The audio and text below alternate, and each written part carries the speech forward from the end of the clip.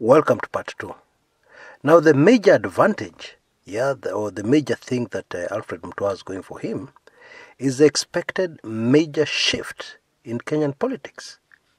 That expected shift, which many doubt, but others including yours truly believe it will certainly come to pass, even if it is not in 2022, is a shift away from tribal politics to issue-based and track record-based politics.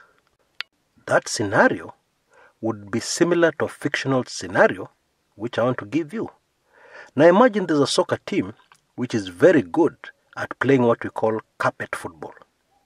Short, crisp passes all on the ground, And so naturally, if you're playing against such a team, you keep the ball high passes, headers, and you confuse them because they're used to carpet football, putting the ball on the ground.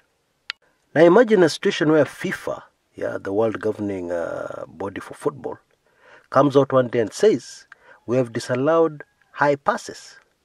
Everybody must now play the beautiful game on the ground, carpet football.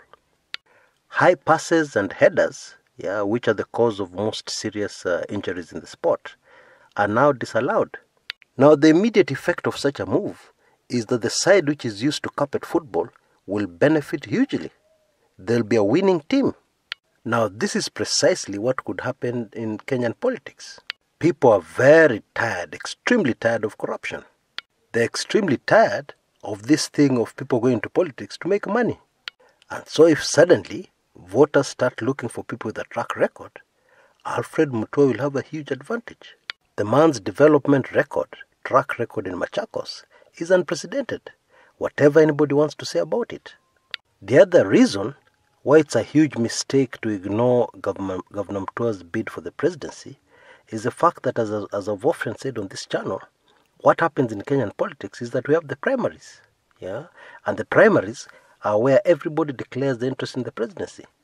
But coming closer to the election, what is most likely bound to happen is that some of the stronger candidates will team up and create one team. In other words, Governor Mutua could very easily end up as a running mate to another major political player for the Kenyan presidency. By the way, that is a very likely scenario. The truth is, hate him or like him, Governor Mutua is now a brand in Kenyan politics, a very attractive brand. And so if you're a major presidential candidate and then you decided to have Governor Mutua as your running mate for deputy president, that would without doubt give your ticket a huge boost. Mutua is known in every corner of Kenya. Indeed, we have had very many counties come out and say, give us Governor Mutua. Take away this guy who's our governor, who doesn't know what he's doing, and give us Governor Mutua, even if it is just for 1 month. Now, these are voters on the ground talking, and therefore you can imagine how attractive your ticket would be with Governor Mutua as your running mate. Now, in politics, there's no such thing as launching a campaign and campaigning countrywide nationally for deputy president. That doesn't make sense.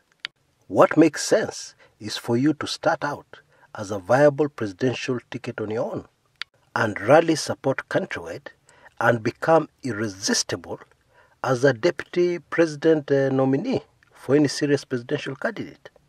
And that is precisely what the position for Alfred Mutua is currently, especially if there's a by-election in Machakos, and especially if Governor Mutua wins that by-election.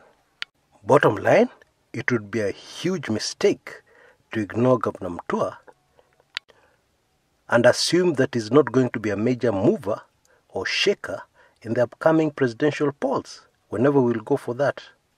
Because there's some people who are very convinced that elections will happen before 2022. And I tend to side with the people with that kind of thinking.